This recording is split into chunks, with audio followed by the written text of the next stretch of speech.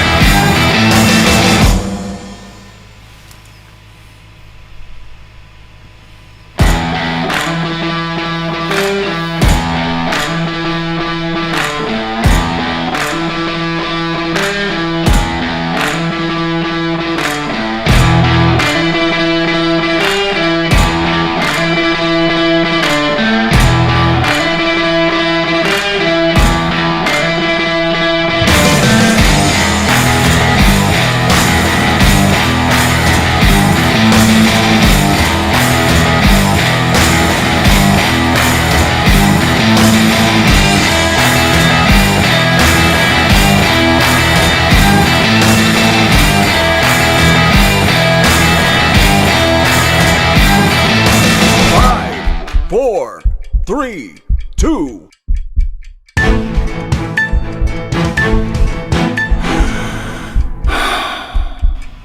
Good evening, Hockey World. This is Jeff from Junior Hockey Advisor.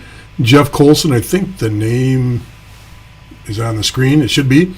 Junior Hockey Advisor should be up over there somewhere. And we're ready to go. It's Sunday night. It is going to be a great show. This is completely organic tonight. This is completely questions, maybe a little bit of news, but let's get rolling. Let's have some fun tonight. Now listen. I want all of our friends and family to share this on Instagram and TikTok.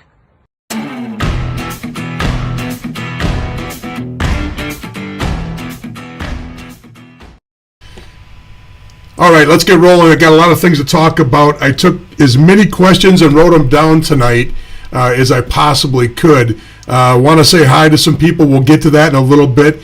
But there's a little bit of news. Let's get to the news and we'll get that taken care of first.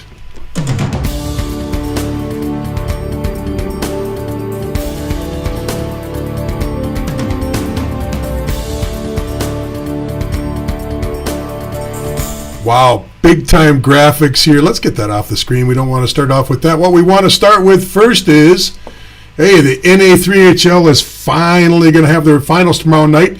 North Iowa Bulls, Rochester Grizzlies are there. Bulls beat the Oklahoma City team 2-1. Carson Stokes stood on his head. He only gave up one goal in that final game in the semis.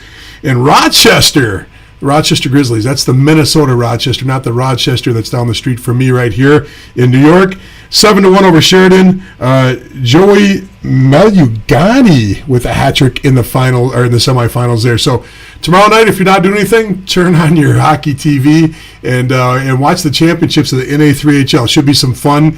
And finally, this last few weeks, we can start seeing some championships between the NCAA and it's just been fun the last few weeks, and it'll be fun tomorrow night too. Good luck to the Bulls and the Grizzlies. They worked hard. I think both of them were the champions of their divisions too. So good news for them. Good news across the board. Also, Anchorage coming on. They're going to actually that's their new logo right there. The Wolverines, Anchorage Wolverines, and. Speaking of the Grizzlies assistant coach, Mike Akins, is taking over the Anchorage. This will be NAHL, won't be NA3HL, but the NA3HL assistant coach from the Grizzlies, Mike Akins, is taking over the Wolverines. He'll be doing that next year. That's the new logo.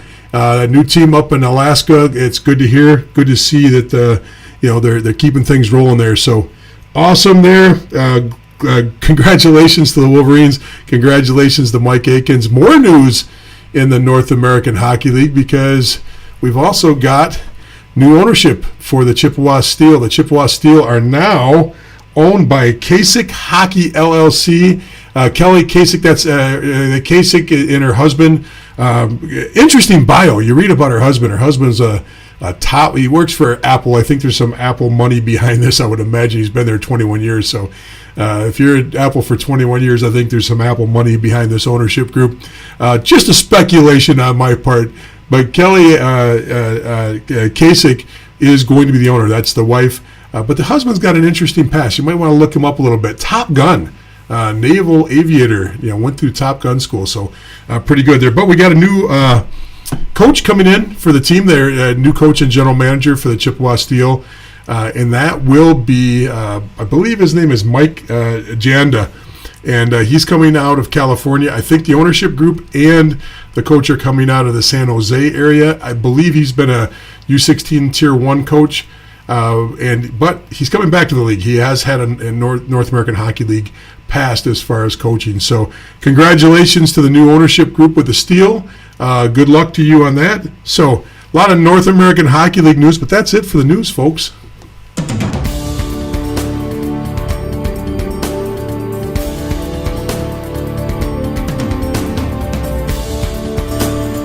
All right, enough graphics now. We got to start talking. We got to get rolling. Okay, like I said, I got a bunch of questions that came in. In fact, a ton.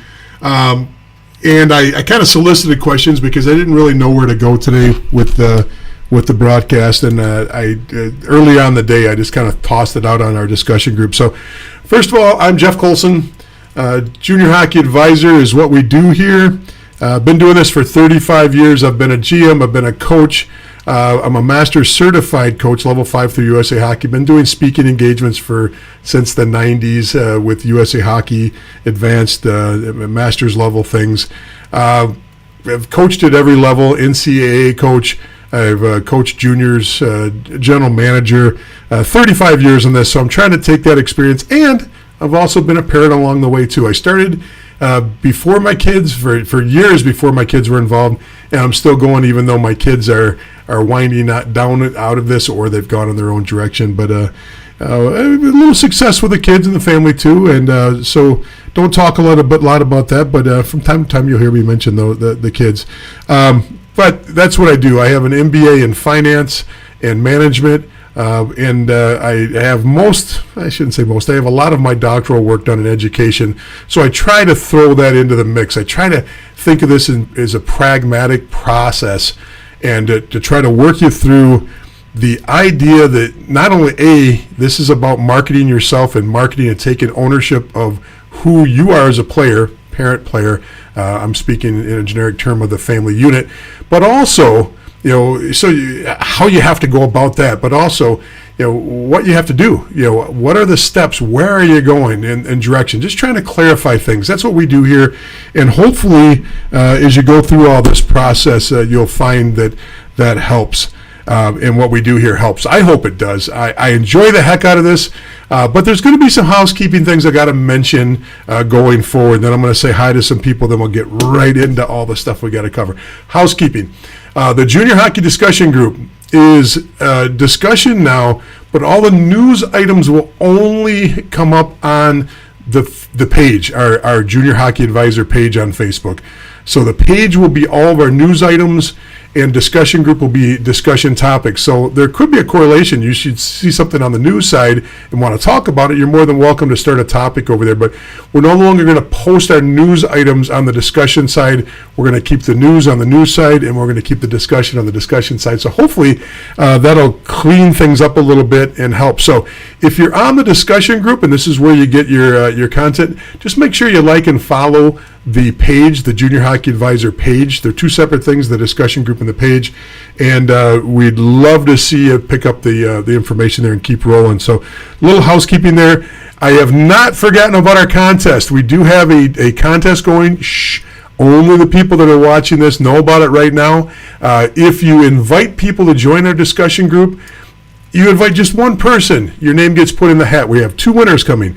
One winner will be a random drawing of anybody that invites somebody, and then the other winner will be the person that invites the most people. So you get a head start. We haven't put that out there. And the reason why I decided to stay away from publishing it this week, even though I promised you I would, is because we're trying to find some different sponsors and up in the ante for the prizes. And we're trying to get a little bit more into the prize package. I mean, Howie's Hockey prize boxes are great. There's no problem there at all. That'll probably continue, but we're looking just to emphasize a little bit more and see if we can throw enhancements in there. So, but you get a head start, even though it's not advertised yet. If you go ahead and do that, they'll all count. If you invite somebody, it'll count for you. If you invite a lot of people, it'll count for you. So jump on and make the group grow. The only way we're going to be able to keep this going is if we grow things. So let's jump in and say hi to some people. I saw that we've got all kinds of people on tonight. We've got a really nice crowd. For those of you that don't know, we usually get, on and off, we'll get a few hundred people that come on and off during the broadcast on Sunday nights. But then when we publish this and post this, we get a few thousand more. Sometimes well over 8 to 10,000. They'll pick it up almost immediately within 24, 48 hours. So can't figure out how and why it is as popular as it is. But it amazes me that you all keep coming back to watch and listen, and you are literally the group. If you weren't there, this wouldn't be here, because you are giving the content to this and making it work. So let's add some people. Our ultimate number one fan and contributor at times and supporter is on. Dave Kennedy's on. Dave is out in Colorado. Dave was one of the first person to join our discussion group, and has kind of kept with me through thick and thin as we try to get this project off the ground. So Dave's out there. We've got another Dave in Philly. We've got, let's see who else is on here. Brendan's on in Cleveland. Tom's on in Pittsburgh. Rod's out there in Northern Ontario. Rod, you got to be a little more clarified than that. Northern Ontario is a pretty big area. Tell me a little bit more. Rod. I'd like to know where you're at. Andy's on in Knoxville. Good to see some Tennessee people on here. Chris is on in Pittsburgh. Brian's on in Trenton. Thank you for your service, Brian. From one military person to another, good to see you on. We got some questions I'll get to in a little bit. Fred's on in Pennsylvania. Kelly's on in Seattle, Washington. We've got Amherst, Mass on. Greg's on in, this one's important, Amherstburg, Ontario, which is south of Windsor. If you've never been there, next time you're over in the Detroit area, just cross the bridge, go south of Windsor, and you might run into Greg. Greg, good to see you on. My cousin Jeannie's on in Flint, Michigan. Chicago's on. Kim's on in Ajax. Wow, we got a big group here. Shreveport's on. Pittsburgh's on. Another question on there. Long Island's on. Yeah, I'll get to that, Greg, as far as owner and GM. That's a good conversation. I'll write that one down because I'll jump into that a little bit later, because I do have thoughts on that one. Jill's on in Ontario. Los Angeles is on. Holy smokes, I'm going to... Roswell, Georgia's on with Shannon. Dana in New Hampshire. Patty's on from Canada. I'm not sure where that is. I don't have my glasses on. Riverside's on. Good to see you back, Lewis. Haven't seen you in a while.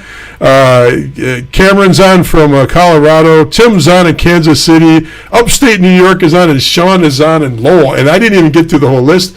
I just got through what I could get to now. Remember, we've got this feed goes out to different places on Facebook and YouTube and LinkedIn. So it's good to see a lot of people coming in, and I see a lot of messages coming in off our messaging service. So or the messenger, which I got to get better at that messaging thing. They keep changing it on my phone and asking me to update it. So, Patty, thanks for the update on Newfoundland. You're from Newfoundland. I should know that. Okay, thank you though. And Lisa coming in from New York City. All right, enough. I could say hi to everybody. That'd take us another hour. All right, now, questions. First one came in was a pretty interesting one. I've already posted on our discussion group. So sometimes it's not a bad idea when you're on this broadcast to pull up the discussion group and kind of follow on there too. But I posted right away a new video. It's not a new video. I made the video last year, but it's about your last year in juniors, 20-year-olds and juniors. What do you do and what can you do? Okay, yes, it's dated because it's not pandemic related as far as the dates go, but the content is there. And the content is important because it talks about what you can be doing right now, what your options are, especially if D1's off the table and you're not really getting a lot of D3 love. It goes through and walks you through what's left, how to market yourself, and where to go and what to do, and how to persevere. So, is it the best piece of information that I've ever done? It's pretty good. It's not great, but it'll get the job done. And I hope you take advantage of that if you're in that situation where you want to see what you can do as a 20-year-old. So instead of getting into that topic, which it was great that topic came up, I just posted the video.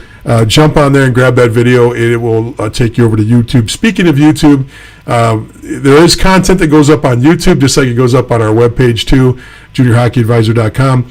If you're not subscribing to our YouTube page, there are smaller bits and pieces that go up on YouTube. So I highly recommend you subscribe to the Junior Hockey Advisor YouTube page, just so you get the little feeds. If there's a 5-minute piece that goes up, or something small goes up, you'll get that. So all right, the big topic that came up, that we had a fantastic piece that was put up on our site on Junior Hockey Advisor discussion group, and I'm surprised they didn't get any traction. And what it was dealing with was dealing with early identification. Jonathan Edwards put it on, and Jonathan Edwards is really good at what he does.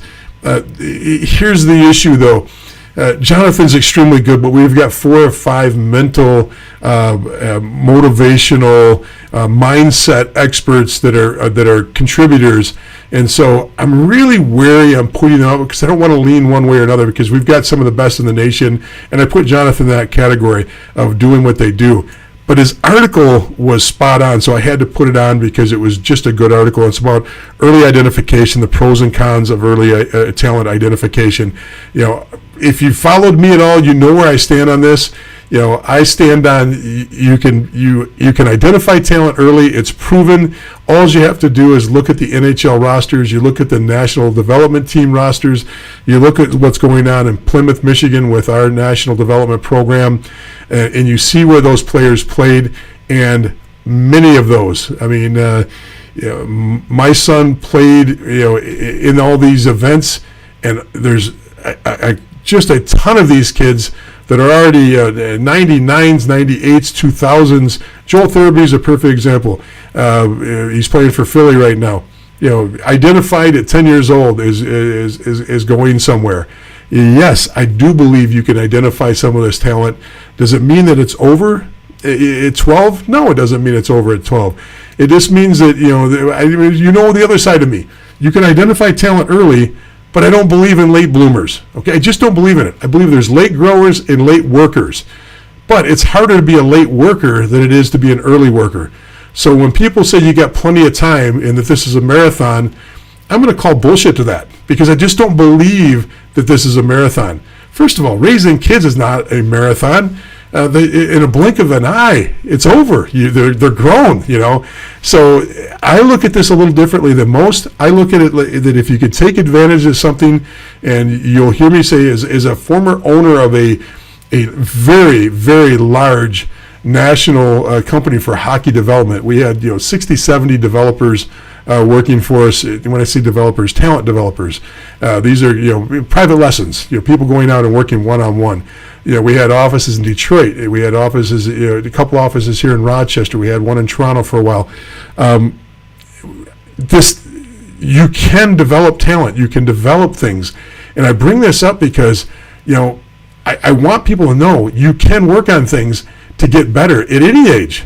But if you start young, it's that much easier. And what do you work on? The first thing you work on is skating, and you work on skating more. Do you have to take lessons? No. Backyard rinks work great too. If you're skating and you're working and you're getting proficient, now don't get me wrong, you need to have expertise help from time to time. But it doesn't mean that mom and dad can't video what they're doing. And I've seen some some phenomenal players develop because they would take a lesson once a week. And then mom and dad would video everything that was going on, and they would go in the backyard and try to recreate what was going on, and it worked extremely well. So my only point on this is that my thought on this is early identification is absolutely a great topic. I know there's a counter side to it. I know people don't all believe and see the world the way I do, but boy, oh boy, it's a great discussion. If you pull up that article that's on our discussion group, read some of the contents behind it, because some of these are fallacies that have not been proven yet, and you have to really read the articles. It's kind of like in our media right now. Doesn't matter if you're on the right or the left, you're never getting the full story. You have to read it yourself. You have to go and find the lawsuits or the bill in Congress or whatever it is, or the Supreme Court ruling, and actually read the literal side of things, and not take either side of the media for granted. If you want to know what my doctoral work was on, it's on critical thinking, which is actually taking any information from anywhere and distilling it down and finding out what the actual information means. So I think there's some great stuff there, but when they start talking about the escalation of injuries because you get involved with sports early, there is no proof that injuries are increased because you decide to focus and be a little bit harder on your development path. And what I mean by that is more talent and more time, meaning more competition. There is no proof that puts you into a path where that the burnout rate happens. In fact, you've heard me talk on here before about the brick and the brick tournament, and we don't have a lot of data. The data starts with I believe the 97, 98 birth years, but now we've got it all the way going through for a few years since then. But if you look at those kids, especially I believe I did most of the work, and I've got some articles out there. You can go to our website and look at it. But the 1999 birth year, the amount of kids that were still playing at 18, 19, and 20 years old from that group far blows the doors off of both what USA Hockey projects across the board with what their program does and what Hockey Canada does. So if there was early talent identification, which those brick teams that play up, in the Edmonton, they played in a mall up in Edmonton. It's 11-year-old kids, 10, 11-year-old kids playing in this tournament, highly prestigious tournament. But and these teams are put together 1 and 2 years in advance, they're scouted, they're recruited, and you try out for these teams, but they don't burn out. So it doesn't make any sense when people say, "Oh, it'll burn out." "Oh, you can be a late bloomer." Sure, you can be a late bloomer. Okay, you can be a late bloomer when it comes to college too. You can go to college when you're 60 years old, but it probably would have been easier if you learned how to write and read when you're 8 and 10 years old. And the more that you put in early on in high school and college, it'd probably make it better than if you try to do it as an adult. So that's my thoughts on that. I'm not going to get into much on early identification. I wasn't going to talk about it at all. So let's talk a little bit about a few things. First of all, we've got a lot of stuff coming in as far as questions that are live too. I'm going to work in both the live ones that are coming in and some of the ones that I got through the day. All right, so stress of tryouts and the stress of landing on a team. Wow, this is probably the heart of what so many people are going through right now is where are we going to play next year? How does this junior thing work? What happens now? And I would say a few things, okay? You have to understand the parameters of where you're at as far as a player. Know what league you're in and know what happens with the players coming out of your league. So if I'm playing in a league that routinely, and that my team has historically placed players into the USHL, into the North American Hockey League, into higher level prep school teams, and I'm playing U16s in the Midwest somewhere, then my expectations are maybe I do have a shot to get drafted into the USHL. Maybe I do have a shot to get into a good prep school on the East Coast if that's what I want to do. Maybe I've got a shot to play on even a better U16 team if I need to. Maybe my U16 team is really good.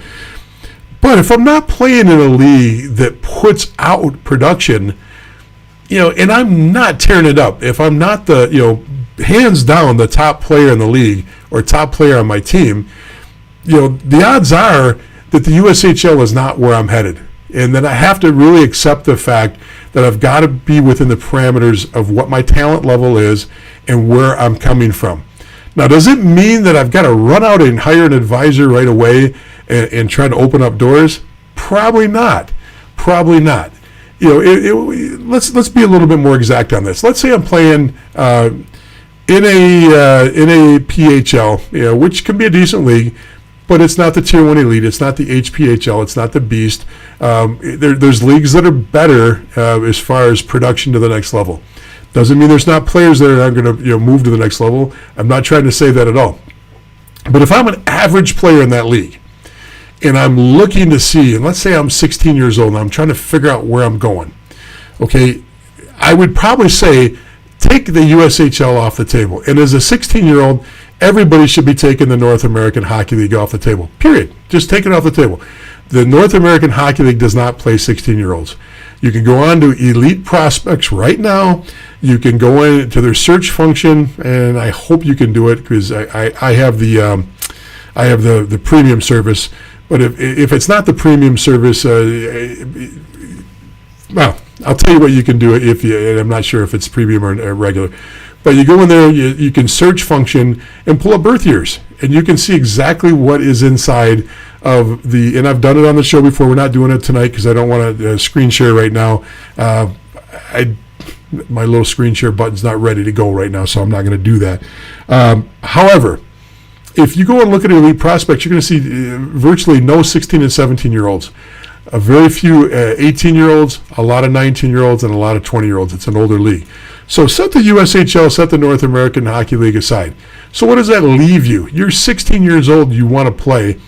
There's a lot of opportunities. First of all, don't discount U18 hockey. a lot of great hockey players. In fact, I was just looking at the list of some of the kids that committed over the last 2 weeks coming out of the North American Hockey League, and many of those players played at least 1 year of U18 before they made the jump to the North American Hockey League. I remember one of the kids that was playing for Victory Honda as a U18 player, and he played 2 years of U18 there for Victory Honda, just committed this last week. Now, what does that leave you? Where can you go? What should you be looking for? Well, there's a ton of opportunities still out there. On the U.S. side, you still have the EHL, you have the North American 3 League, you have the USPHL. Across the board, there's dozens and dozens of choices there. Now, there's different gradients of talent in those different leagues. There's a heck of a lot of difference between a USPHL elite team and a top team in the NA3HL, a top team in the EHL. In fact, pretty much any team in the EHL is going to be, hands down better than an elite level team. But there's opportunities out there. If you're not sure where you're going, what you have to do is you have to sit down right now and map this out. How do you map it out? Well, what do you want from the game? What are you willing to sacrifice? Are you willing to move away from home? Are you willing to drive a lot? If I live in Boston, I really don't have that much to worry about because there's probably 15 choices within an hour of where I live to play junior hockey. If I live in the middle of Kansas, I'm probably going to have to sacrifice if I want to make a team or get on a team. So what should I be doing? First of all, let's back up a little bit. And when I say back up, I want to throw this up here because a lot of people were discussing this earlier. This is all the NAHL combines, okay? This St. Louis, Middletown, Columbus, Attleboro, and Anaheim. So they've got combines coming up for the North American Hockey League. And I believe they've opened these combines up for 2001 through 2005, maybe 2006.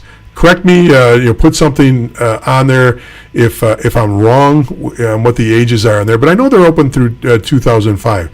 And once again, this year, the league is made up of 2000s, 01s, and 02s with a few 03s and virtually no 04s in the league. Okay, just isn't the league for that. So if I'm an 04 and 05, why would I want to go to a North American Hockey League combine? Well, there's a lot of great reasons for it.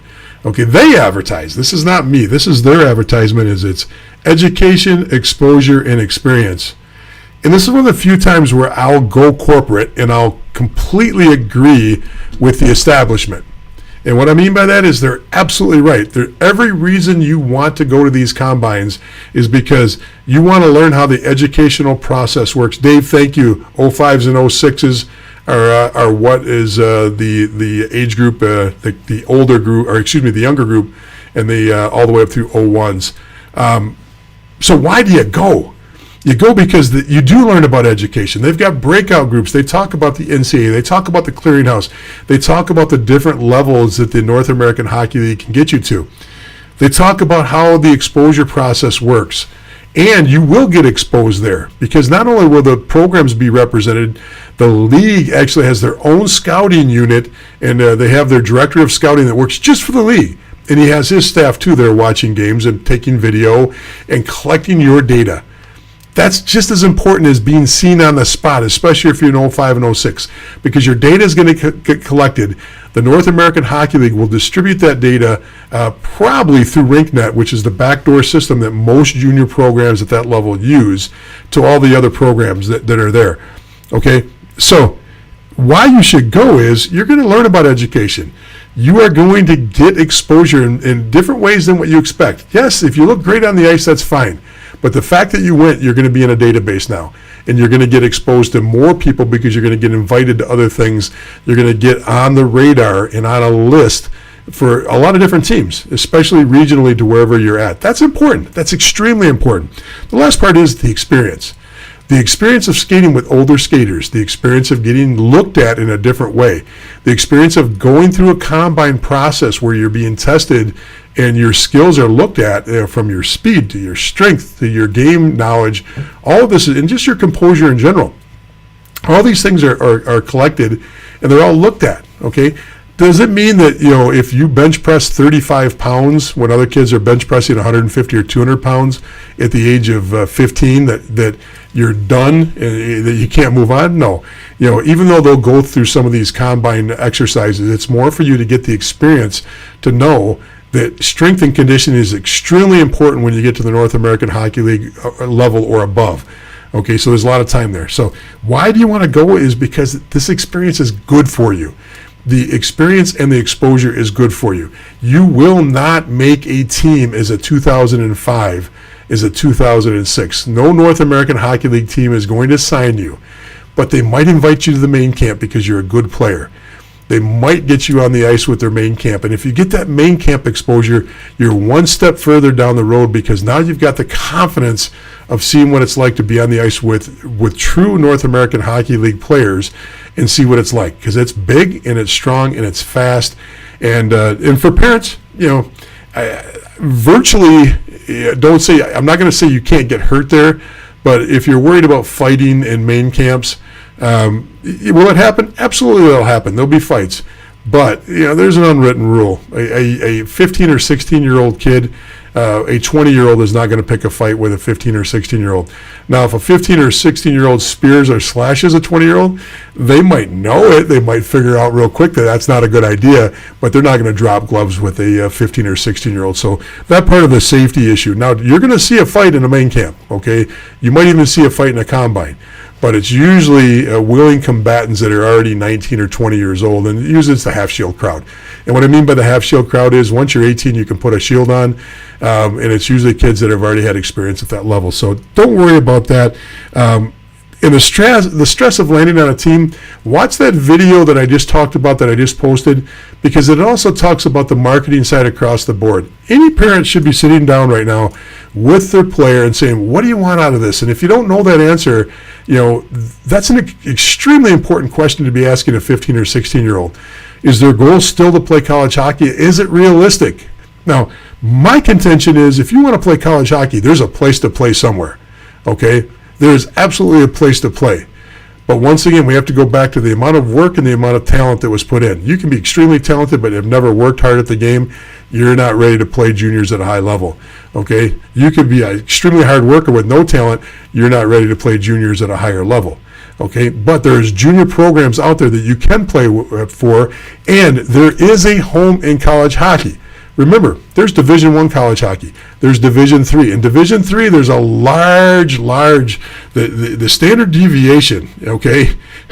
It's a wide gap between the great programs and the not so great when you talk about Division III college hockey. It's very similar to Tier 3 junior hockey, and that's why if you're playing Tier 3 junior hockey, you still have a shot to play college hockey. It could be D3 at a lower level program, or it's ACHA, and don't discount how strong ACHA hockey is, because there's a strong brand of hockey that's played there. Everybody can play college hockey if they want to put their mind to it and they set their ego aside. And that's the important part about this, is setting the ego aside. If you go into it with an ego, it's D1 or nothing, well, yeah, you should be striving to play D1 hockey if you really have the talent and you have the ability and you're tracking that way and you have the work ethic and you have the determination, because the sacrifice that most players have to put in for D3 hockey, remember, and this is something you'll find, I always tell people to go, I tell everybody that watches this show to go to collegehockeyinc.com. collegehockeyinc.com is one of the best resources to learn about college hockey.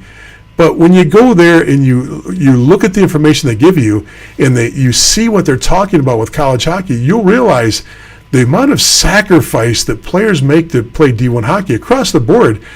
Most of the players that get into college hockey are getting there at 19 and 20 years old. Okay, yeah, we see all the commitments at 15, 16 years old. That's lessened because the rule changes. But you see the 16 and 17-year-olds, the verbal commitments. Okay, yeah, it happens. It absolutely happens. but nowhere near as the amount of commitments that happen at 19 and 20 years old.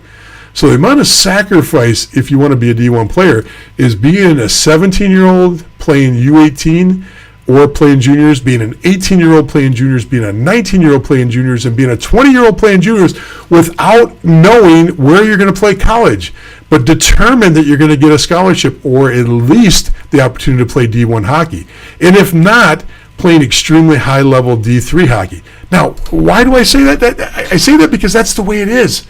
The reality is the majority of players going in to the North American Hockey League that aren't committed this year are 19 and 20 years old. If they're not committed at 19 and 20, they're determined to play great and to actually showcase their talent so that they get a commitment this year. So it's extremely, extremely important to understand that there's an amount of sacrifice and it's time. Okay, you're gonna sacrifice a lot of things if you want to play college hockey. You're gonna sacrifice your social life. You're gonna sacrifice time, and the family is gonna sacrifice money, and you're gonna sacrifice your family. Maybe not all those things, but not every player can play his whole career in Detroit. Now, it'd be great if you play your youth hockey in Detroit and you go right over to the National Development Program and you make the National Development Program in Plymouth, which is right outside of Detroit, and you get a full ride scholarship to Michigan, which is 40 minutes or 30 minutes outside of Detroit. That'd be an ideal world. Could happen in Boston too. But the reality is, you're not going to do that. The reality is it doesn't happen that way, and I wished it did, but it doesn't. So the stress of tryouts is where we started on this.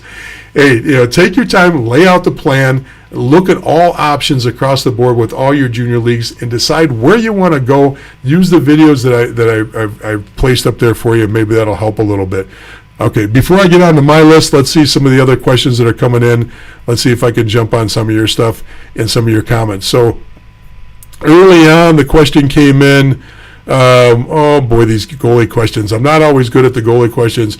Is it better as a goalie to stay on a good team and only play 40% of the time, or play on a bad team and be the starting tender? Okay. Well, the answer is pretty easy. Where are you going to get the most competition? Okay. Where are you going to get pushed the most? So if you're getting 40% of the time on a great team and there's a great goalie there that you're competing with, I honestly think there's no doubt about it where I would rather see my goalie come from if I'm a coach. Okay, I want to see him coming from a program that he's competing in practice.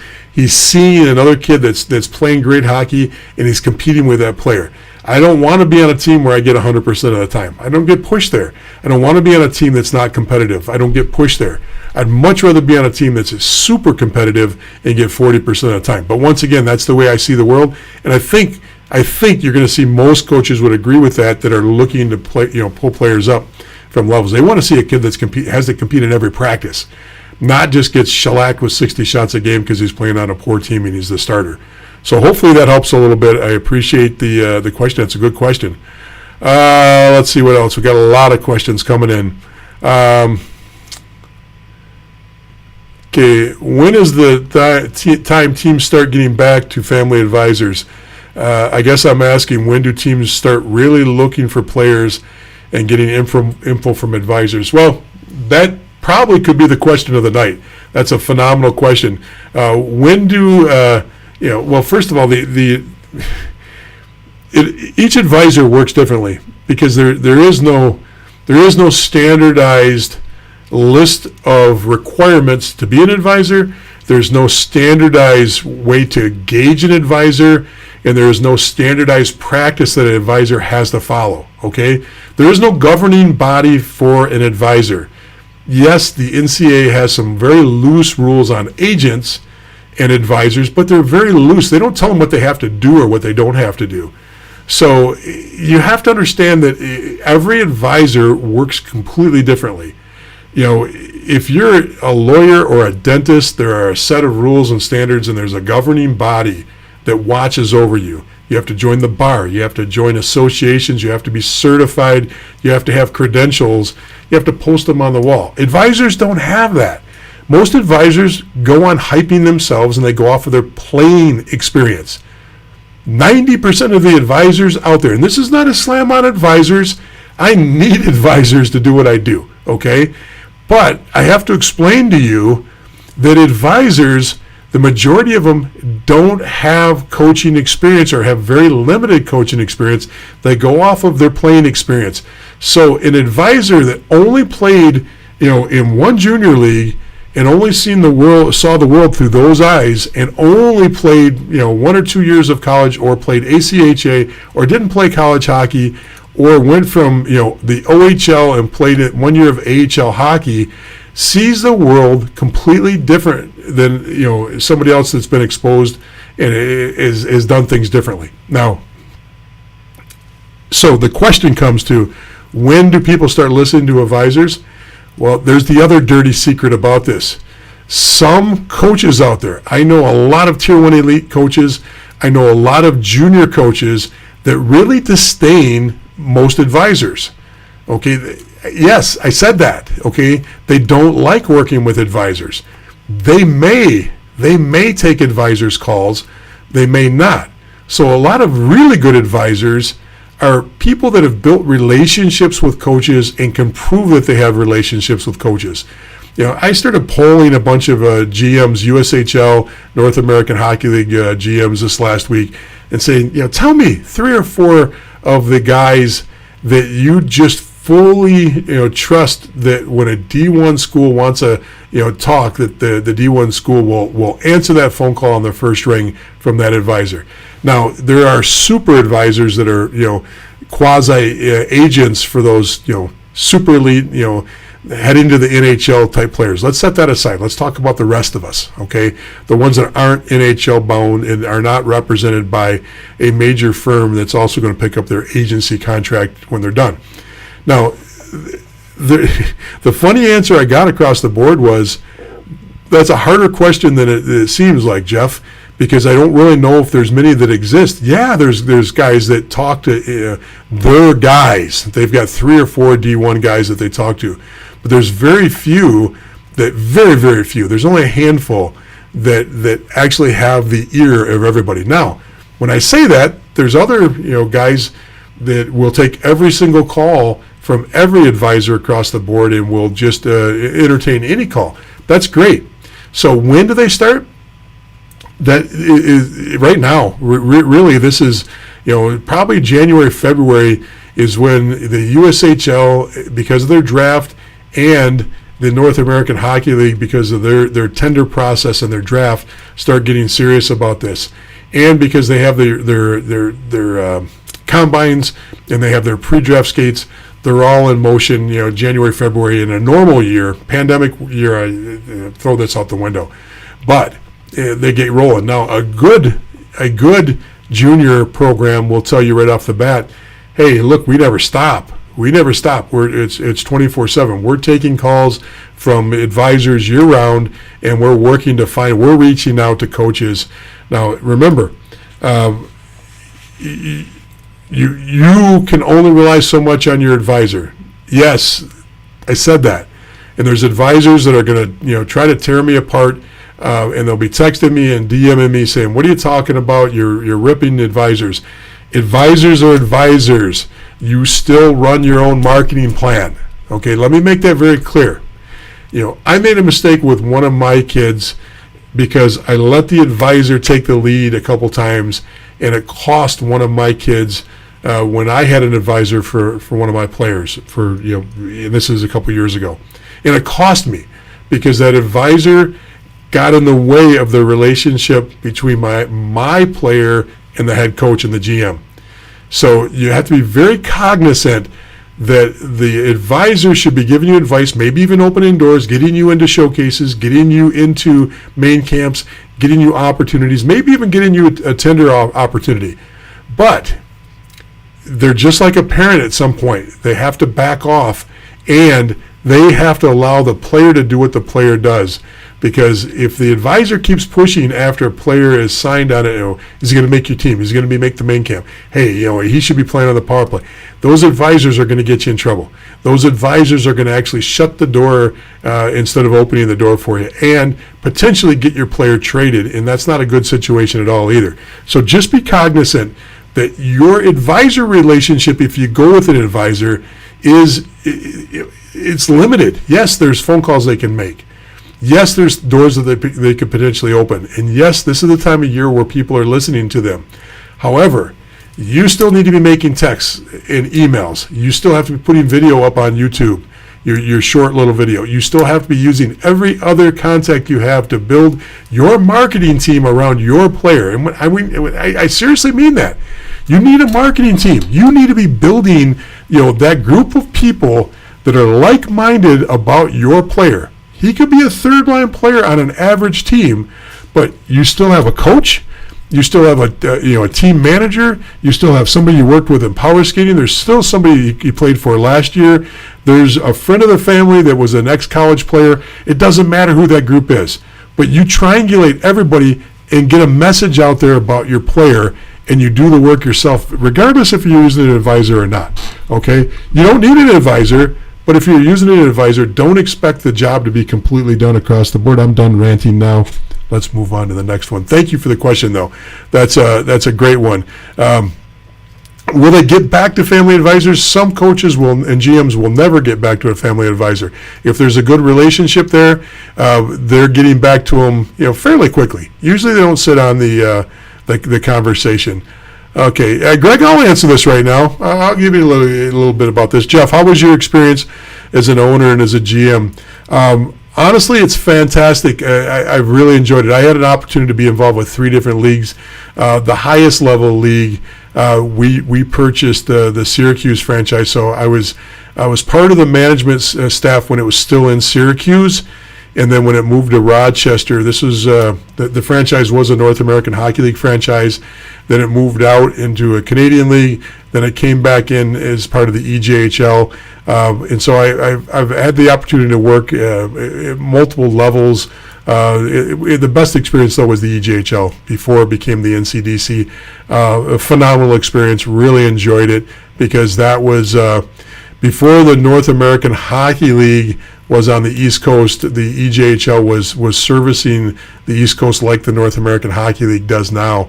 The North American Hockey League and the Boston Junior Bruins and the New Jersey Hitmen, because those 2 programs, along with the rest of the North American Hockey League teams, are the ones that service the East Coast as far as the D1 or high-level D3 players. So did I enjoy it? Thoroughly enjoyed it. I probably enjoyed ownership's tough. Ownership's tough because there are months that you're pulling out the wallet and you're paying for things. When a brake job we owned our own bus we owned 2 of them. When the brake job's due and there's an $18,000 ticket, sometimes that money comes right out of your pocket as an owner. And some of those things take big bites, and it's hard to be an owner at times. But getting a ton of players that come through your program, watching the system work the right way, and enjoying that process, I thoroughly enjoyed it.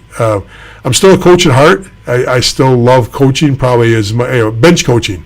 Practices, I like practices. I like the tactical side of things better, and I like the building of a program and the process much better from the GM side in the high level coaching side. Systems oriented coaching. So yeah, enjoy it, and building a process for recruiting and scouting. And getting that built to a national level, so you got all the markets covered. That's thoroughly enjoying too. So I really enjoyed it. Will I do it again? Probably. I'll probably get back involved with ownership or a GM role, if not this next season, the year after. But yeah, thoroughly enjoy it. So, question came in. Ever thought of making this a podcast too? Yeah, it's really close to becoming a podcast. Thanks for bringing that question up. We're in the works of a lot of things. We've got so much content now. We've got so many people growing. I just had a conversation with a friend of mine that's actually doing work with Sirius Radio, and he's actually broadcasting with Sirius now. And I've talked to a couple other people that are doing a lot more broadcast work. I've been doing hockey broadcast stuff now for 20 plus years. Is it going to be it's probably overdue on becoming a podcast. So yes, it will. We're going to put all this content into a podcast form. All of this, as soon as we get past this next hump in hockey, get all these, get the between the end of tryouts and the national championships are all rolled and done, and we get into that lull before the main camps start, that's when we'll jump in and we'll do a lot of revamping. So yes, we're going to do a lot of that. So another question coming in. Wow, thank you very much. You are why I love hockey. Okay. Hey, I appreciate it. That's a relative, I got to tell you. Let's see what else we got here. Questions coming in. Oh, hey, Rod, thank you. Giving me some information about where you're at. Between Timmins and the Quebec border, okay. Do a little coaching. Pre-COVID, we play mostly in Ontario, a little bit in Quebec. And most people that don't understand up there in that market, when you're on the east side of Ontario, and first of all, you get in the north and the northeast part of Ontario, and you get a little up there. There are, people think that there's only French speaking in the Quebec area. No, you get up in the Sudbury area, you get up in the Nickel country a little bit, and there's whole communities that are French speaking. So it's a different world across the board. But if you're still in the youth game and you go to play in a tournament and you see a Quebec team or an Ontario team listed as AA at the U12 and below, remember they don't have AAA up there until older. So when you see AA, it doesn't mean a thing. There's AA teams that'll blow your doors off because they don't put that moniker of AAA on teams until a little bit older. So just a little food for thought. Okay, let's see if I can get into.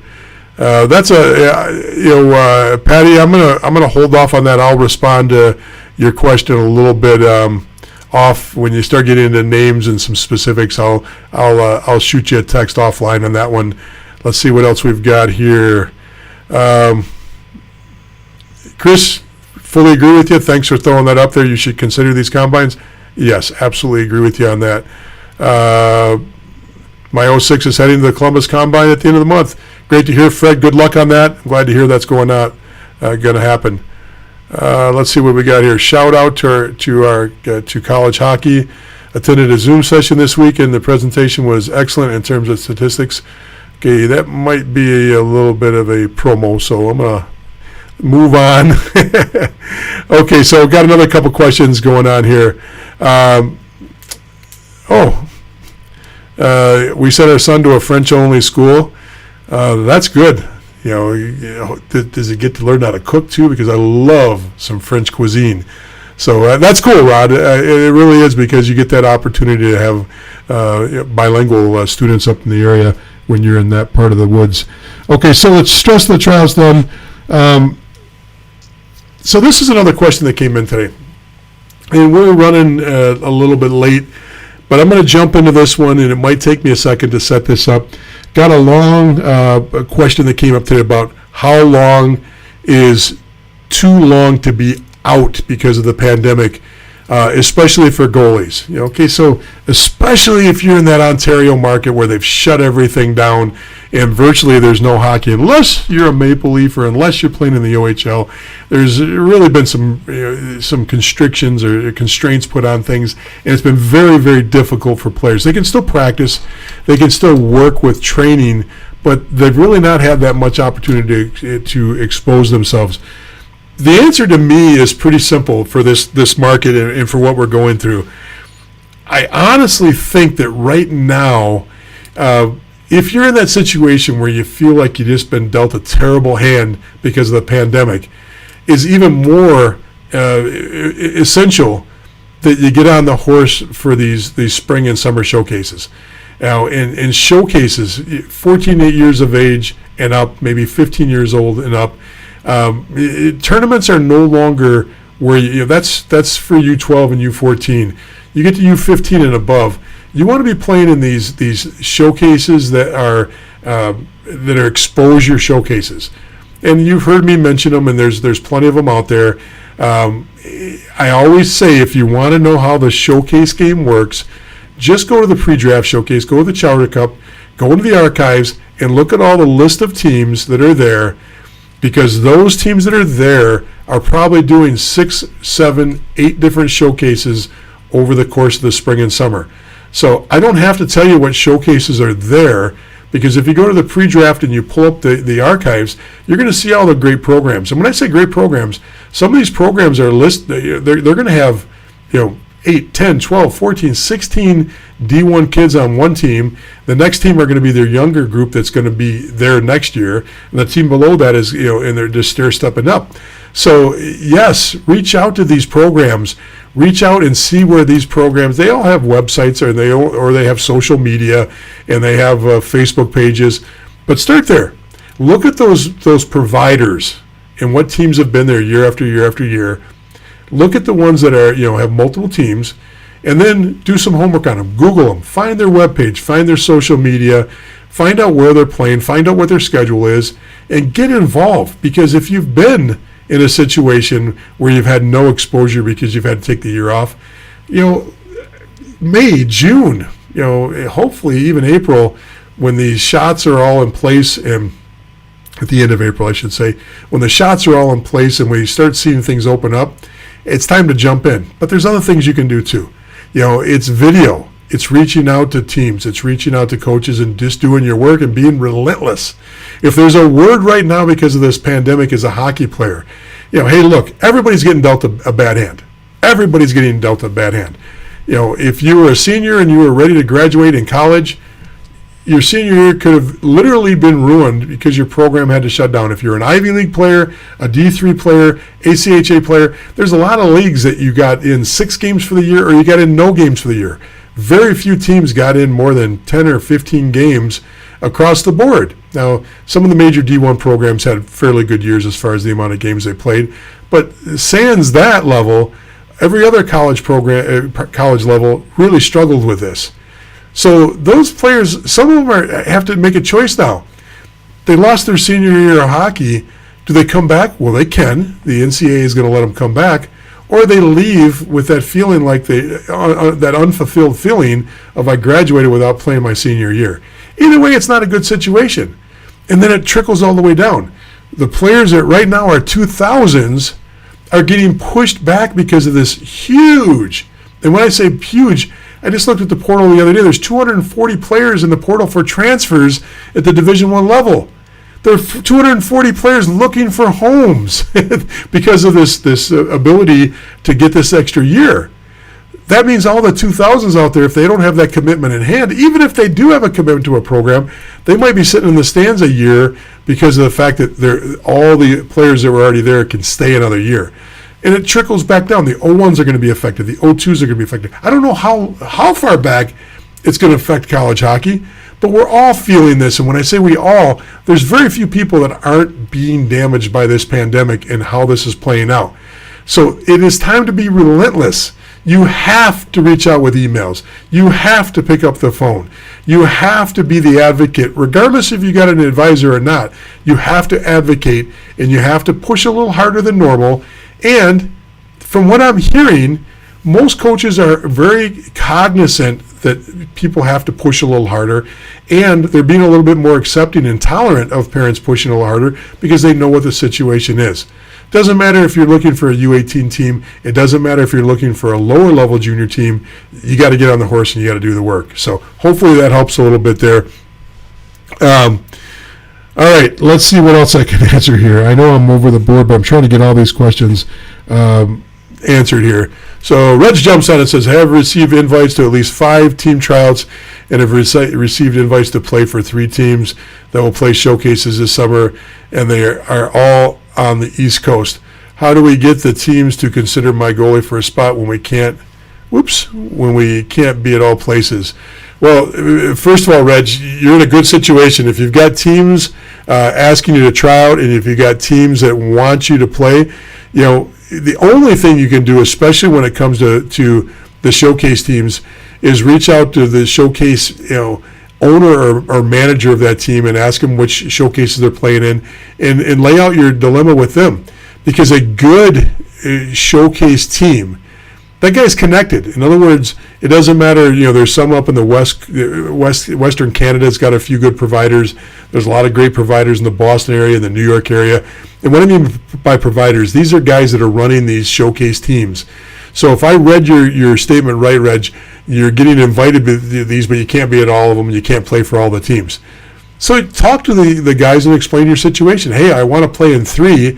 I don't know what ones I should pick. I don't know which ones. And here are the junior tryouts I want to be at. What are your thoughts? And a good provider will go, hey, look, you really need to be at this event. You really need to be at this event. I can get another goalie for this event, but if you're going to play for us, I'd really like you at these 2 or these 3. I'd also reach out to some of the actual assistant coaches for some of the junior teams you're getting some invites from, and just talk to them and see what what level. Because here's the rub I have. There are times in juniors where I'll go and watch a tryout skate, or I'll watch a pre-draft skate, and there'll be 30 goalies out there, and there'll be 1 hour that's set aside for goalies. So they'll have 4 goalies on each of the different teams for the round robin showcase games. So the goalies are getting limited exposure, especially if they're only playing 2 halves.